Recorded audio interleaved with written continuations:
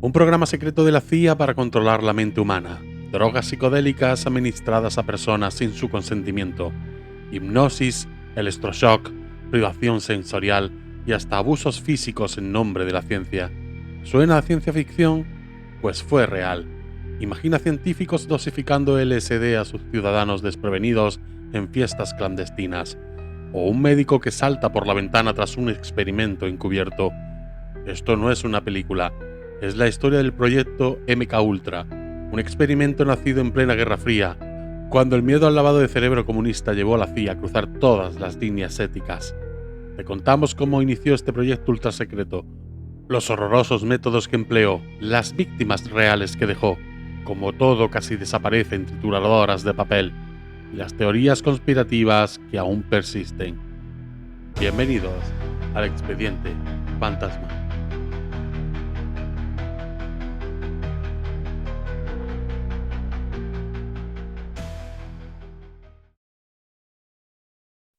En los primeros años de la Guerra Fría, Estados Unidos temía que la Unión Soviética, China y Corea del Norte hubiesen desarrollado técnicas de lavado de cerebro para controlar las mentes. A finales de la Guerra de Corea, entre 1950 y 1953, prisioneros de guerra estadounidenses hicieron confesiones forzadas y algunos rehusaron volver a casa, alimentando rumores de que los comunistas los habían adoctrinado mediante hipnosis o drogas. Este pánico llevó a la CIA a responder con sus propios programas secretos. Ya en 1950, el director de la CIA aprobó el proyecto Bluebeard, antecedente directo de MK Ultra. Sus objetivos eran claros: proteger al personal estadounidense contra interrogatorios enemigos, investigar la posibilidad de controlar a una persona mediante técnicas especiales, mejorar la memoria y desarrollar defensas contra el control mental hostil. Pronto Bluebird añadió una meta ofensiva: evaluar el uso de hipnosis y drogas en interrogatorios poco convencionales. En 1951, Bluebird fue rebautizado como Proyecto Artichoke, que condujo experimentos de interrogatorio especial dentro de la CIA e incluso en el extranjero, combinando sueros de la verdad como pentotal sódico con hipnosis durante interrogatorios reales. La idea de manipular la mente preocupaba tanto a Allen Dulles, recién nombrado director de la CIA, que advirtió en abril de 1953: La batalla por las mentes humanas se ha vuelto siniestra en manos soviéticas. Podríamos llamarla guerra cerebral. Apenas 3 días después de este discurso, Dulles daría luz verde al proyecto MK Ultra. El 13 de abril de 1953, Allen Dulles, director de la CIA, autorizó oficialmente el proyecto MK Ultra. Encargó su ejecución al químico Dr. Sidney Gottlieb, jefe de división de servicios técnicos de la CIA. La motivación: la convicción de la CIA de que los enemigos comunistas habían desarrollado técnicas avanzadas de control mental, por ejemplo, con prisioneros de la guerra de Corea, y la urgencia de ponerse al día en esa guerra cerebral. Según documentos oficiales, MK Ultra se ocupaba de la investigación y desarrollo de materiales químicos, biológicos y radiológicos utilizables en operaciones clandestinas para controlar el comportamiento humano. En otras palabras, la CIA buscaba herramientas para manipular mentes, drogas, métodos psicológicos y cualquier técnica que debilitara la voluntad de una persona hasta quebrarla. El proyecto MK Ultra abarcó un amplio abanico de experimentos encubiertos entre 1953 y 1973. Bajo su paraguas se llevaron a cabo 149 subproyectos, conocidos entre 1953 y 1964, en los cuales participaron, a veces sin saberlo, miles de personas. Se probó de todo, desde sustancias psicotrópicas como el LSD hasta hipnosis, electroshock, aislamiento prolongado y métodos de tortura psicológica. Muchísimos experimentos ocurrieron en universidades, hospitales y prisiones de Estados Unidos y Canadá, con financiamiento encubierto de la CIA a través de fundaciones pantalla. En algunos casos, los sujetos sabían que participaban en un estudio, pero en otros no tenían idea ni dieron consentimiento, incluso cuando los alucinógenos empezaban a hacer efecto. La falta de ética era tal que el propio inspector general de la CIA, En 1963 advirtió que muchos voluntarios no fueron informados plenamente como era requerido antes de someterlo a las pruebas. El LSD se convirtió pronto en la estrella de MKUltra. Al inicio de los 50, la CIA escuchó reportes de que la URSS fabricaba LSD en cantidad e incluso había intentado comprar todo el suministro mundial de este nuevo alucinógeno. Un oficial describió a la agencia literalmente aterrorizada ante esa posibilidad. Creían que el LSD podría ser un arma revolucionaria para desorientar o controlar voluntades. Así, lo que comenzó como un interés defensivo pasó de pronto a una orientación ofensiva. Usar el LSD como arma para ganar control sobre cuerpos, estuvieran dispuestos o no. Los planificadores de MKUltra imaginaron escenarios donde una dosis de LSD podría desde incapacitar a un líder enemigo hasta obligar a alguien a cometer un asesinato. ¿Cómo experimentaban con el LSD? De todas las formas posibles. La CIA organizó estudios clínicos con voluntarios, pagando a estudiantes universitarios o pacientes para tomar LSD y observarlos, pero también montó operaciones sumamente turbias. Por ejemplo, la llamada Operación Midnight Climax. La CIA estableció apartamentos clandestinos o safe house en Nueva York y San Francisco, donde prostitutas contratadas atraían a hombres, a quienes agentes encubiertos servían bebidas mezcladas con LSD sin que lo supieran. Detrás de espejos falsos, los científicos observaban y tomaban notas de cómo los desprevenidos reaccionaban bajo la droga en situaciones íntimas. El agente encargado, George White, llegó a regodearse cínicamente de aquel trabajo. ¿Dónde más podría un chico americano hacer las cosas más sucias con la bendición de los más altos mandos? Aquellos burdeles acid operaron durante años, acumulando datos de primera mano sobre cómo el LSD podía influir en el comportamiento humano en contextos sociales reales. Además del LSD, MKUltra exploró una larga lista de técnicas de manipulación mental. Se practicaron sesiones de hipnosis profunda para ver si era posible inducir acciones involuntarias. Por ejemplo, ¿podría un sujeto hipnotizado convertirse en un asesino sin recordar nada después? También se usaron barbitúricos, anfetaminas, mescalina, psilocibina y cuantos compuestos químicos prometieran alterar la conciencia. Hubo experimentos de combinación de drogas y electroshock, e incluso pruebas con dispositivos de radiación y señales electromagnéticas, aunque de estos hay menos documentación.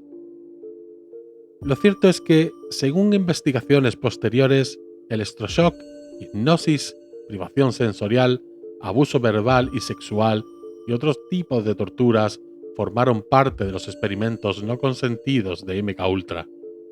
Nada parecía demasiado extremo si servía para quebrar la psique de un individuo. Un memorando interno de 1952 resumía bien la mentalidad. Reportó un caso exitoso donde, combinando narcosis e hipnosis, los interrogadores de Artichoke habían logrado inducir un estado regresivo en un sujeto, un agente doble ruso, hasta el punto de hacerle olvidar la sesión por completo.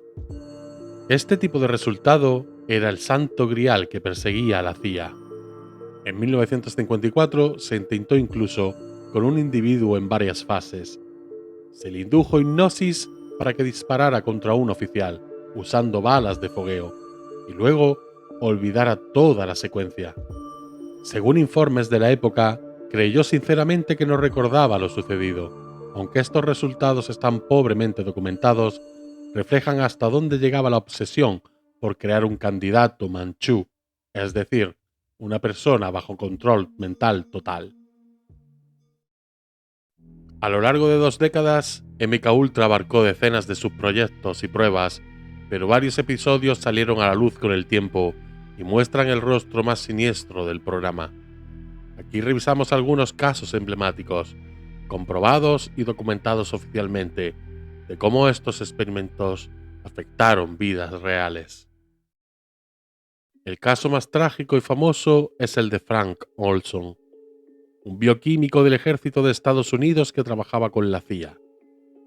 En noviembre de 1953, Olson asistió a una reunión de trabajo en una cabaña de Maryland con científicos del MK Ultra. Sin su conocimiento, su colega, el Dr. Robert Lasbrook, deslizó aproximadamente 70 microgramos de LSD en la copa de licor Cointreau que Olson bebió esa noche. Era un experimento para observar los efectos de la droga en personal científico de la agencia. Olson pronto comenzó a sufrir episodios paranoides y alucinaciones. Días después, la CIA lo envió a Nueva York con el propio Lasbrook para recibir ayuda psiquiátrica de un médico afiliado al proyecto, el Dr. Harold Abramson. Lo que sucedió a continuación fue trágico. La madrugada del 28 de noviembre de 1953, Frank Olson cayó desde la ventana de su habitación en el 10º piso del Hotel Statler, en Manhattan, y murió en el impacto. Tenía 43 años. La versión oficial en aquel momento fue que Olson se suicidó debido a una depresión nerviosa. Sus familiares no supieron nada del LSD. Solo en 1975, más de 20 años después, una investigación del Congreso reveló que Olson había sido drogado sin saberlo como parte de un experimento de la CIA. Documentos desclasificados y testimonios confirman estos hechos. Mi nombre es Vincent L. Ruwet, teniente coronel del Cuerpo Químico. En el momento de la muerte del Dr. Frank R. Olson, yo era jefe de la División de Operaciones Especiales, división en la que Olson era jefe de sección. Tenía una personalidad extrovertida, con gusto por las bromas y gran popularidad social. Era servicial y muy querido, al igual que su esposa. Profesionalmente era un científico excepcional. Su desempeño fue siempre de satisfactorio a sobresaliente. El viernes 20 lo vi en el desayuno, donde se mostró agitado. El lunes 23 me esperaba en la oficina, preguntándome si debía renunciar. Le aseguré que su desempeño fue bueno. El martes 24 volvió a mostrar ansiedad e inseguridad. Finalmente aceptó recibir ayuda psiquiátrica y contactamos al señor Lasbrook. Ese mismo día viajamos a Nueva York para ver al Dr. Abramson. Olson mostró ansiedad y desconfianza durante todo el trayecto. En el hotel tomó sedantes y logró dormir intermitentemente. El miércoles 25 desayunamos, pero su ansiedad persistía. Visitamos al Dr. Abramson y se acordó que Olson podría regresar a casa para el Día de Acción de Gracias, volviendo el martes siguiente. El jueves 26 regresamos a Washington. Durante el trayecto, Olson pidió detener el coche para hablar. Decía estar demasiado confundido para ver a su familia. Quiso entregarse a la policía. Lo convencí de regresar a ver al Dr. Abramson. Volvimos al apartamento del señor Lasbrook.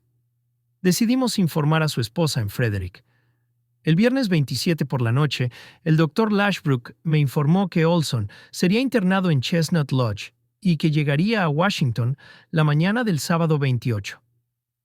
A las 2:45 de la mañana del sábado 28 de noviembre de 1953, el Dr. Gottlieb me llamó para informarme que el Dr. Olson había fallecido.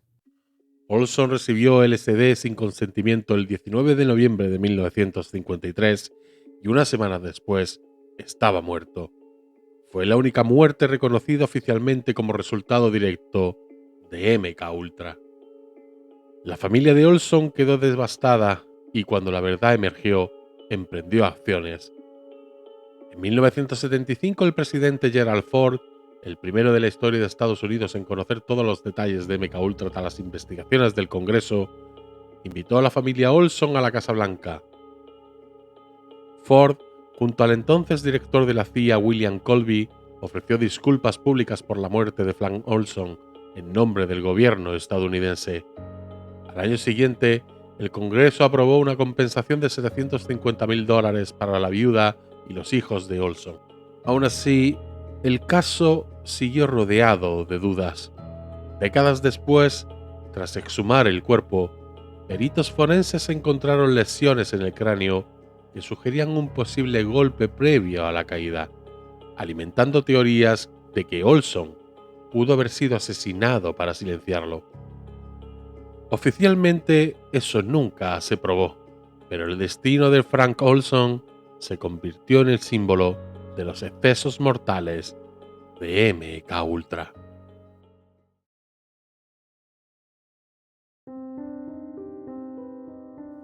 MK Ultra no se llevó a cabo en un único laboratorio secreto, sino que extendió sus tentáculos a instituciones de todo tipo. La CIA, a través de organizaciones pantalla como fundaciones de investigación, financió estudios en más de 30 universidades y centros de investigación. Muchas veces ni los propios científicos sabían que la CIA estaba detrás de las subvenciones. Se buscaba respetabilidad académica para investigar sustancias y técnicas. Por ejemplo, en la Universidad de Stanford, un joven estudiante llamado Ken Kesey se ofreció como voluntario para probar una nueva droga psicoactiva en un estudio financiado indirectamente por la CIA. Aquella droga era LSD. Kesey más tarde saltaría a la fama como autor de Alguien voló sobre el nido del cuco, pero también como uno de los promotores de la cultura psicodélica de los 60. Inspirado por sus experiencias en el experimento, organizó las famosas Acid Test, fiestas de ácido, donde regalaba LSD a multitudes acompañados por música de los Grateful Dead. Irónicamente, un experimento de MK Ultra contribuyó a detonar el movimiento hippie que la CIA no podía controlar. Otro voluntario universitario notable fue Ted Kaczynski, quien en los años 60 participó en brutales experimentos psicológicos de estrés y humillación en Harvard. Si bien aún se debate cuánto tuvieron que ver con MK Ultra, ilustran la clase de pruebas mentales extremas de la época. Pero los escenarios más turbios ocurrieron en hospitales psiquiátricos y prisiones, donde los sujetos eran población vulnerable. Personas con adicciones o con enfermedades mentales fueron utilizadas porque se las consideraba fáciles de manipular o porque no serían extrañadas. En una prisión federal de Lexington, Kentucky, dedicada a reclusos con problemas de drogas, el Dr. Harry Isbell realizó con financiación de MK Ultra experimentos espeluznantes. Administró LSD a pacientes internos diariamente por 77 días seguidos para estudiar la tolerancia y los efectos a largo plazo. Muchos de esos sujetos eran hombres afroamericanos encarcelados, a quienes se les pagaba la participación en dosis de la droga de la que eran adictos. Según informes, increíblemente no hubo muertes registradas en esas pruebas, pero los traumas psicológicos fueron profundos. En otro experimento, a 7 voluntarios se le dio LSD durante 69 días consecutivos, mientras eran aislados, produciendo alucinaciones duraderas. Estas extensas administraciones de alucinógenos no tienen precedentes fuera del contexto de MK Ultra. Incluso notorios criminales se convirtieron en cobayas. El mafioso de Boston Jace Whitty Bulger, encarcelado en Atlanta en 1957, fue sujeto de pruebas con LSD. Años después, describió sus aterradoras experiencias. 8 convictos en pánico y paranoia, pérdida total de apetito, alucinaciones. La habitación cambiaba de forma, horas de paranoia y violencia. Veía sangre saliendo de las paredes. Los tipos se convertían en esqueletos frente a mí. Sentía que me estaba volviendo loco. Bulger afirmó que jamás le informaron que el líquido que le daban contenía LSD. Creía que estaba participando en la cura de la esquizofrenia. Sus desgarradores testimonios de cárceles convertidas en laboratorios de pesadilla recién salieron a la luz de los años 70 y ejemplifican el costo humano de estos experimentos.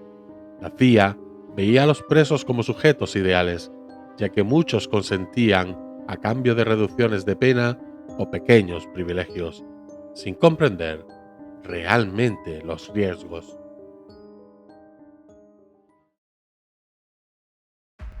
El Allen Memorial Institute, edificio donde el psiquiatra Dr. Ewen Cameron realizó brutales experimentos financiados por MK Ultra en pacientes psiquiátricos entre 1957 y 1964. Cameron buscaba borrar la mente y reprogramarla, usando dosis masivas de LSD, coma inducido y electrochoques muy por encima de lo aceptable. Uno de los capítulos más inquietantes de MK Ultra ocurrió fuera de los Estados Unidos, en Montreal, Canadá. La CIA reclutó al renombrado psiquiatra Dr. Donald Ewen Cameron, director del Allen Memorial Institute, parte de la Universidad McGill. Cameron había sido presidente de las asociaciones de psiquiatría de Estados Unidos y Canadá, e incluso participó como evaluador en los juicios de Nuremberg contra médicos nazis. Paradójicamente, pocos años después, él mismo lideraría experimentos que hoy se consideran éticamente atroces.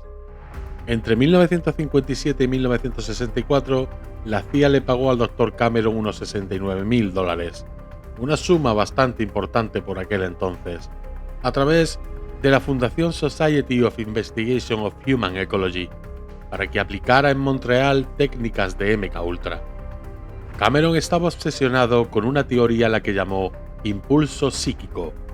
Creía que podía vaciar la psique de un enfermo mental, borrando recuerdos y patrones de comportamiento, para luego implantarle nuevas conductas. ¿Cómo lo hacía?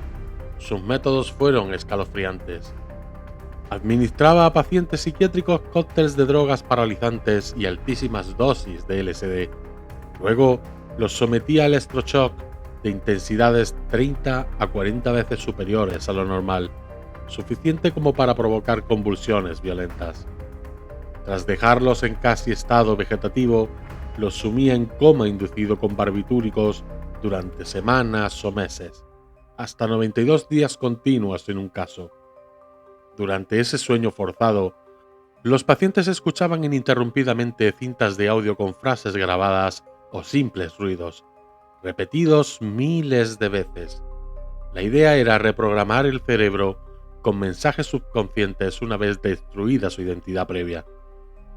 Las víctimas de Cameron eran, en su mayoría, personas que habían acudido al hospital por problemas relativamente menores: ansiedad, depresión posparto, fobias. Ninguna esperaba convertirse en el conejillo de indias de un experimento de lavado mental. Los resultados fueron devastadores. Muchos pacientes quedaron con amnesia permanente, incapaces de reconocer a sus padres o recordar su propia infancia. Algunos olvidaron cómo hablar o regresaron a estados mentales infantiles. Varios quedaron incontinentes, necesitados de pañales de por vida. Una mujer, Velma Orlikow, internada por depresión postparto, fue drogada y escuchó grabaciones forzadas durante meses. Salió del instituto convertida en una sombra de sí misma, con severos daños cognitivos. Los convirtieron en vegetales humanos, resumió otra sobreviviente décadas después. Estos experimentos en Canadá continuaron incluso después de agotarse los fondos de la CIA. El propio gobierno canadiense, al tanto de lo que Cameron hacía, aportó financiamiento adicional hasta 1964. Finalmente, en los 80, un grupo de canadienses sobrevivientes demandó a la CIA.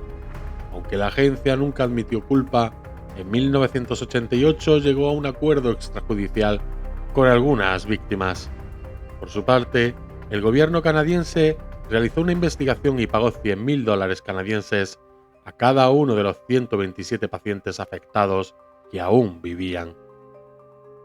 El Allen Memorial Institute pasó a la infamia y el nombre de Ewen Cameron quedó ligado para siempre a este oscuro capítulo. Sus registros personales sobre MKUltra, eso sí, no se pueden revisar. Su familia los destruyó tras su muerte en 1967. A inicios de los años 70, MKUltra ya había perdido ímpetu. Los éxitos brillaban por su ausencia y los riesgos de exposición crecían. En 1973, cuando Estados Unidos se sacudía por escándalos como el de Watergate y aumentaba el escrutinio al espionaje interno, el entonces director de la CIA, Richard Helms, tomó una decisión drástica. Ordenó destruir todos los archivos relativos a MKUltra. Helms, quien había supervisado el proyecto en los 60, temía que detalles de aquellos experimentos ilegales salieran a la luz y dañaran irreversiblemente a la agencia. Siguiendo sus órdenes, cajas y cajas de documentos fueron trituradas o incendiadas. La mayoría de los registros de MKUltra desaparecieron en cuestión de días. Esto casi borró la historia oficial. Años después, comités de investigadores lamentarían que una pesquisa completa fue imposible porque la CIA limpió la casa antes de que alguien más mirara. Sin embargo, Helms no pudo borrar todo. El inicio del fin de MKUltra como secreto llegó el 22 de diciembre de 1974, cuando el periodista Seymour Hersh publicó en The New York Times un explosivo reportaje revelando que la CIA había llevado a cabo operaciones ilegales dentro de Estados Unidos, incluyendo experimentos con drogas en ciudadanos desprevenidos durante la década de los 60.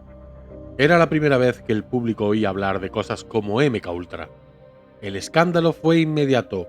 Bajo intensa presión, el gobierno federal creó en 1975 una comisión presidencial, encabezada por el vicepresidente Nelson Rockefeller, conocida como la Comisión Rockefeller, para investigar abusos de la CIA, y el Congreso formó el Comité Church, liderado por el senador Frank Church, con el mismo propósito. Las audiencias del Comité Church en el verano del 75 marcaron un momento decisivo. Por primera vez, funcionarios de la CIA testificaron bajo juramento sobre MKUltra. Aunque los archivos habían sido destruidos, se presentó el informe del Inspector General de 1963, uno de los pocos documentos que sobrevivió, y varios exagentes como Sidney Gautier fueron interrogados a puerta cerrada. El Comité Church confirmó públicamente que la CIA y el Departamento de Defensa habían llevado a cabo un programa extenso para influir y controlar el comportamiento humano mediante drogas, incluyendo LSD y mezcalina, y otros métodos psicológicos. Se reveló que al menos un sujeto había muerto a causa de estos experimentos, el Dr. Frank Olson, por la administración de LSD en 1953. También salió a la luz que la Marina y el Ejército habían conducido sus propios programas paralelos de pruebas con alucinógenos en soldados, coordinados a veces con la CIA. Un informe de la Oficina General de Contabilidad de Estados Unidos, en 1994, resumiría que entre 1940 y 1974 unas 6.700 personas fueron sometidas a experimentos con sustancias peligrosas por agencias de seguridad nacional.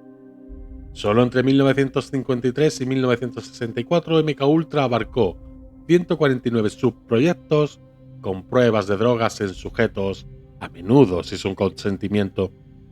Un giro inesperado ocurrió en 1977. Ese año, durante una investigación de seguimiento en el Senado, la CIA informó haber encontrado un tesoro de documentos olvidados, unas 20.000 páginas de registros financieros de MKUltra que escaparon a la purga de Helms, simplemente porque estaban archivadas en un depósito remoto, no en la sede central. Estos archivos contenían aprobaciones de presupuesto, recibos y propuestas, aunque no informes científicos detallados. Aún así, proporcionaron mucha más información de la que se tenía. Gracias a ellos se pudo identificar a instituciones y personas involucradas y reconstruir parcialmente el alcance del proyecto. Armado con estos nuevos datos, el senador Ted Kennedy presidió en agosto de 1977 una audiencia especial del Comité de Inteligencia titulada Proyecto MKUltra, el programa de la CIA de investigación en conducta humana. Allí, el director central de la CIA, que en ese momento era el almirante Starfield Turner, confesó que la agencia, entre 1953 y 1964, financió experimentos en 44 universidades, 15 fundaciones o farmacéuticas, 12 hospitales, 3 prisiones y otros sitios, todo bajo MKUltra. Turner también reconoció que en esas pruebas se drogó a estadounidenses de todos los estratos sociales, altos y bajos, nativos y extranjeros, y citó literalmente: al menos una muerte, la del Dr. Frank Olson, resultó de estas actividades. Era la confirmación oficial ante el Congreso y el país de la magnitud del abuso. Las consecuencias de estas revelaciones fueron contundentes. En 1976, el presidente Gerald Ford firmó una orden ejecutiva 11905, primera de su tipo, que explícitamente prohibía a cualquier agencia de inteligencia emprender experimentos con drogas en sujetos humanos sin consentimiento informado escrito y supervisión independiente. Esta norma buscaba garantizar que nunca más ocurriese algo parecido a MKUltra. También impulsó reformas en la estructura de la CIA y el establecimiento de comités de vigilancia congresionales permanentes. Por supuesto, la imagen pública de la CIA quedó muy dañada. Altos mandos de la agencia argumentaron que aquellas prácticas pertenecían a otra época y que ya habían sido abandonadas. Sin embargo, la indignación pública fue enorme. MKUltra se convirtió, con razón, en sinónimo de secreto gubernamental oscuro y violación de derechos civiles.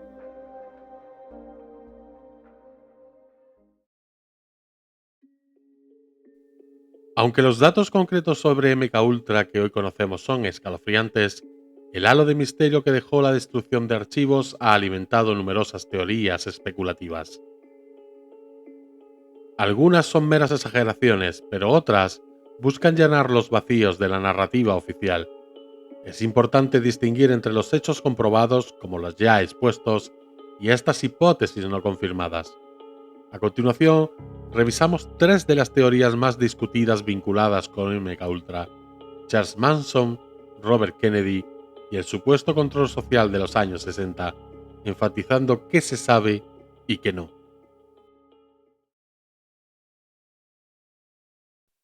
El infame criminal Charles Manson y su familia cometieron los asesinatos de Tate y LaBianca en 1969, un episodio que marcó el fin de la era hippie.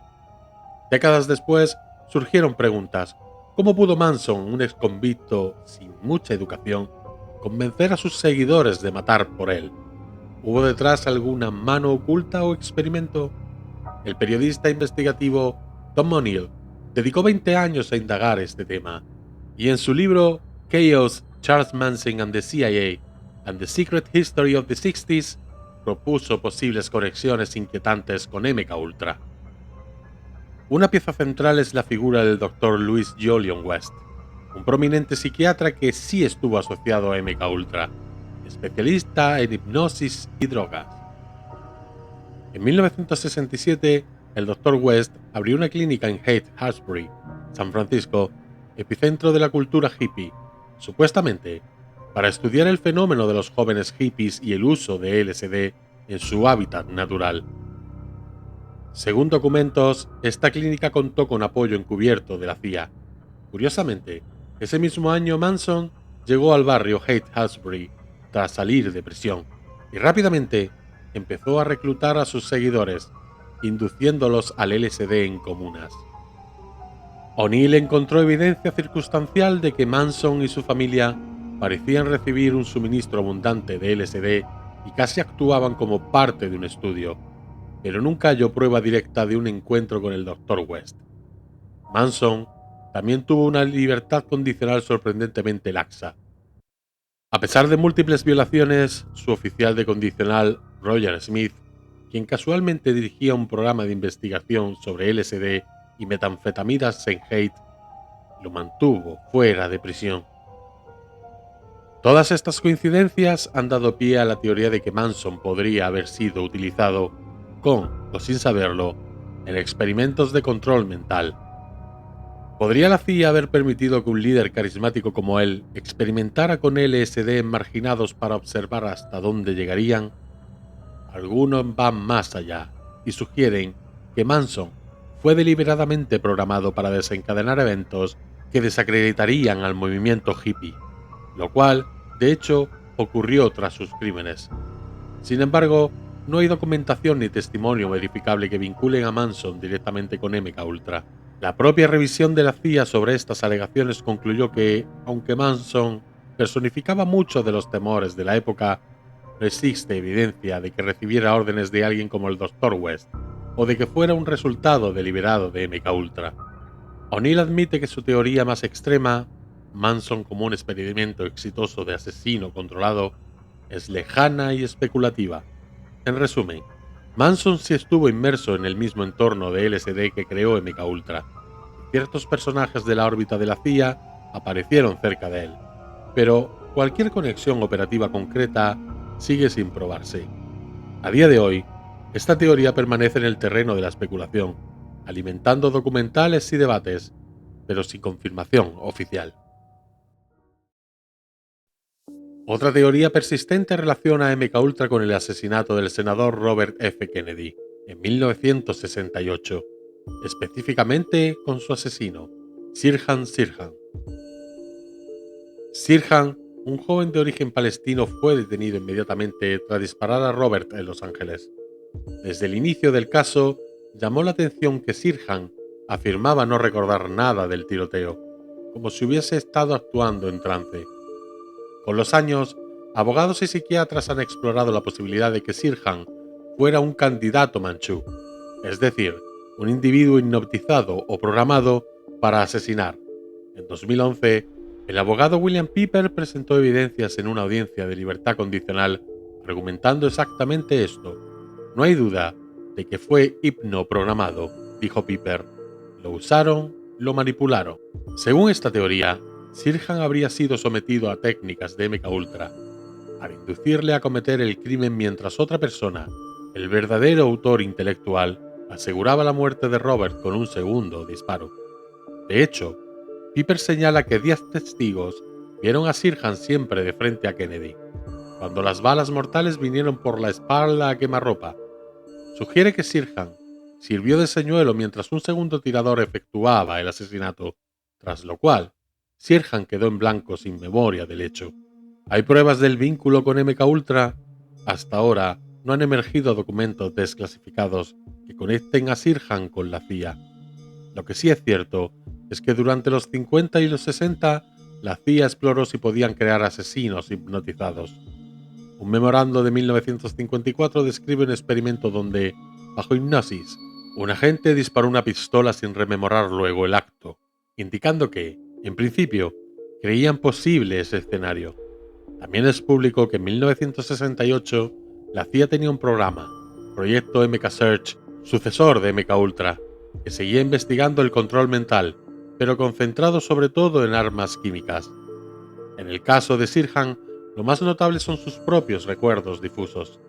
Él dice que aquella noche bebió café con una chica en el Hotel Ambassador y luego se sintió en estado de trance frente a una despensa, tras lo cual solo recuerda ser sometido por guardias luego de los disparos.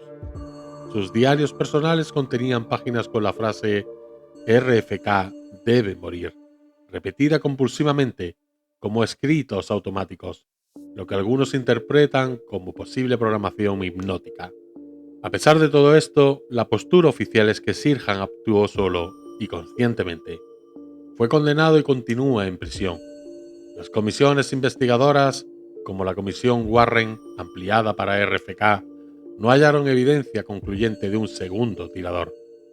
La hipótesis de la hipnoprogramación sigue siendo defendida por algunos expertos independientes.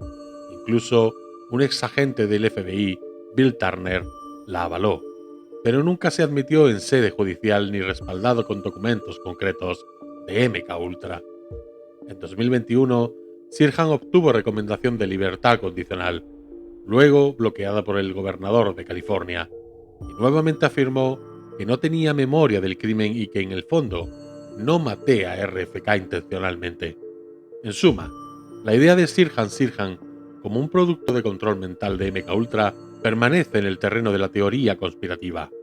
Es una especulación intrigante, inspirada por las propias prácticas históricas de la CIA, pero hasta ahora carente de comprobación documental.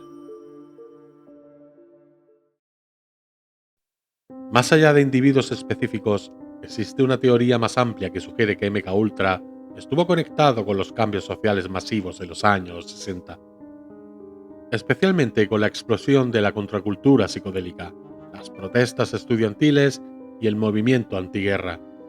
Aquí la especulación toma dos vertientes posibles, incluso opuestas. Una, que la CIA impulsó deliberadamente la difusión de LSD y la cultura hippie para desmovilizar a la juventud contestataria. Otra, que al contrario, intentó frenarla mediante infiltración y manipulación. ¿Qué hay de cierto? Por un lado, es innegable el curioso hecho de que varios de los pioneros de la cultura LSD tuvieron contacto con los programas del gobierno. Ya mencionamos a Ken Kesey, cuyos acid test iniciaron la era hippie tras probar LSD en MKUltra. Otro caso es el del Dr. Timothy Leary, el famoso psicólogo de Harvard que popularizó el lema Turn On, Turn In, Drop Out y alentó a millones a probar el LSD. Antes de ser gurú psicodélico, Leary recibió en 1960 una invitación de la CIA, que declinó, para una conferencia sobre el uso de drogas. Y algunos de sus primeros experimentos con psilocibina en Harvard fueron financiados por una fundación vinculada a MKUltra, la mencionada Human Ecology Fund. También, el químico que sintetizó masivamente LSD para distribución en Estados Unidos, el reemplazo de suministro de Sandoz, fue la farmacéutica Eli Lilly, bajo contrato con la CIA en 1954. Así, sin que el público lo supiera, la CIA prácticamente introdujo el LSD en Estados Unidos. Primero lo investigó en secreto y al descartar sus usos militares, dejó un arsenal de droga psicodélica libre que terminó escapándose a las calles. De hecho, al cerrar MKUltra en los finales de los 60, la CIA tenía grandes cantidades de LSD almacenadas y existen reportes de que una parte simplemente se extravió. Esto lleva a algunos a teorizar que elementos dentro de la CIA vieron con buenos ojos que el LSD se regara entre los movimientos juveniles, pensando que los volvería menos efectivos o más fáciles de desacreditar. ¿Fue la cultura hippie un experimento social deliberado? No lo sabemos con certeza. Lo que sí se ha documentado es que la CIA ejecutó una operación de espionaje doméstico llamado Proyecto Chaos, 1967-1974, para infiltrarse y monitorear grupos de nueva izquierda, panteras negras, manifestantes contra la guerra, etc. Parte de ese esfuerzo incluyó sembrar divisiones y quizás introducir drogas en ciertos grupos para debilitarlos. Cuando O'Neill investigó a Manson, también destapó indicios de que COINTELPRO, operativo similar al FBI, y Chaos, vigilando comunidades hippies de California.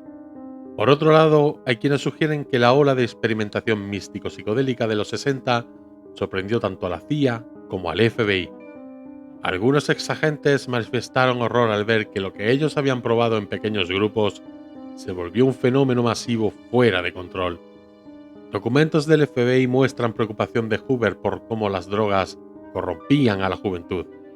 Así que también es posible que la CIA, al ver el monstruo que había creado, intentara frenarlo.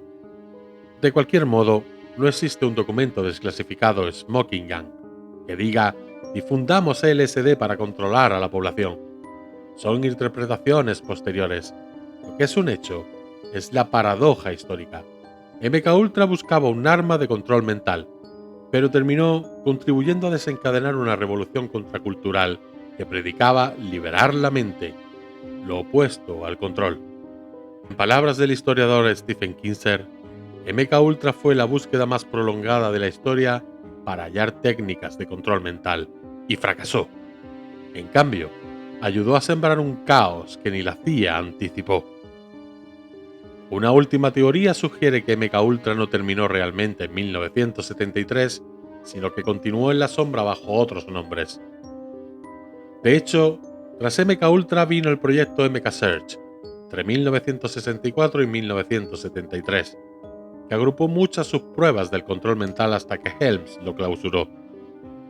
Algunos creyentes apuntan a proyectos posteriores de la CIA en los 80, como MK-Chickwit o programas de guerra psicológica en conflictos, como herederos directos.